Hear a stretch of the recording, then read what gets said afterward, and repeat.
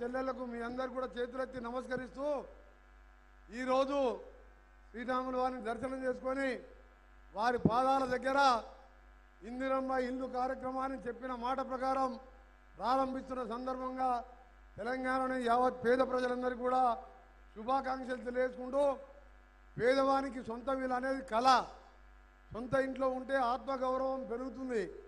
అలాంటిది మనం గత 10 సంవత్సరాల కింద ప్రభుత్వం ఉన్నప్పుడు దాదాపు 30 లక్షల ఇల్లు తెలంగాణలో ఆ రోజుల్లోనే 2004లోనే ₹1,00,000 ఇవ్వడం జరిగింది.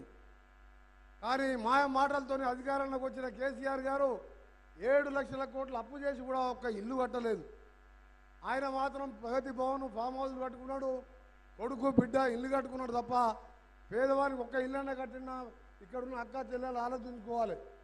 అందుకనే ఈరోజు 6 గ్యారంటీల్లో ముఖ్యమైన గ్యారంటీ శ్రీరాముని పాదాల వద్ద గౌరవ ముఖ్యమంత్రి గారు ఇవాళ ఇందిరమ్మ ఇళ్ళని ప్రారంభించుకున్న సందర్భంగా మీ అందరికీ ఒకటే మాటిస్తున్నాం.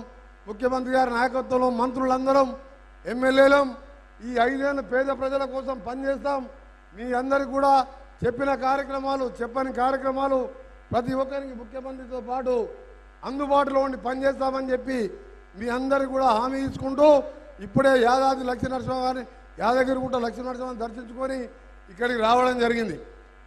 ఈరోజు మన భద్రాచలం ఇన్ఛార్జ్ మినిస్టర్ ఖమ్మం జిల్లా మినిస్టర్గా మంత్రి గారు ముఖ్యమంత్రి గారు కూడా రిక్వెస్ట్ చేస్తున్నా తప్పకుండా ఈ ప్రాంతాలను కూడా అభివృద్ధి చేయాలని తెలియజేసుకుంటూ ముఖ్యంగా రైతులకు సంబంధించి కానీ అన్ని కార్యక్రమాల్లో ముందుంటాం. ఇక పోతే ఎన్నికలు కూడా దగ్గరకు వస్తున్నాయి. ఇంకా 40 రోజుల్లోనే పార్లమెంట్ ఎన్నికలు వస్తున్నాయి.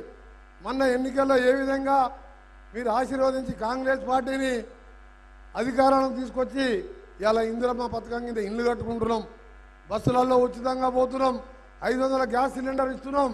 మళ్ళా ఇంకా కూడా ఇలాంటి కార్యక్రమాలు ఇంకా ఎక్కువ చేయాలంటే తప్పకుండా మీరందరూ కాంగ్రెస్ పార్టీని